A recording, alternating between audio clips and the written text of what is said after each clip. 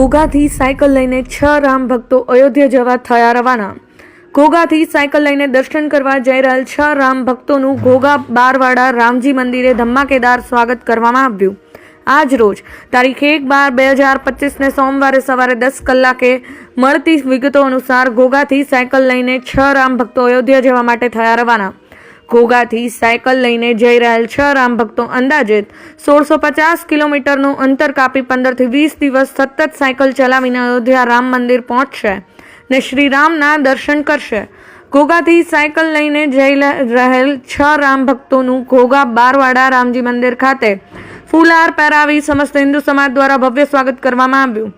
ઘોઘાથી cycle લઈને જઈ રહેલ 6 રામ ભક્તોનું આશીર્વાદ આપવા માટે સમસ્ત હિન્દુ સમાજના લોકો મોટી સંખ્યામાં ઉમટી પડ્યા હતા। મારું નામ સંજય રમેશભાઈ ડાભી છે। અમે ઘોઘા તાલુકો ભાવનગર જિલ્લામાંથી અત્યારે અયોધ્યા માટે સાયકલ યાત્રા કરી રહ્યા છીએ। અમે ગયા વર્ષે પણ સાયકલ યાત્રા કરી હતી, તે 1430 કિલોમીટરની ટોટલ અમારી યાત્રા હતી।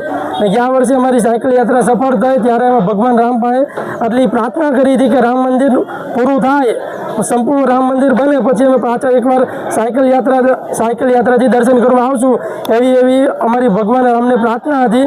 ભગવાન રામે અમારી સફળ કરી। અત્યારે અમે સાયકલ યાત્રા માટે અમે 6 ભાઈઓ ઘોઘાથી જઈએ છીએ।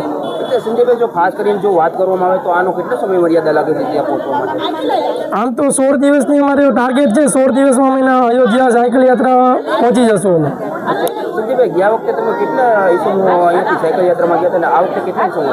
ગયા વર્ષે અમે 9 જણા ટોટલ સાયકલ યાત્રામાં ગયા હતા। આ વર્ષે અમે 6 જણા છીએ અને અમારી સાથે એક ટેમ્પો રહેશે, તે અમારી આપણે સુવિધા માટે એમ રહેશે।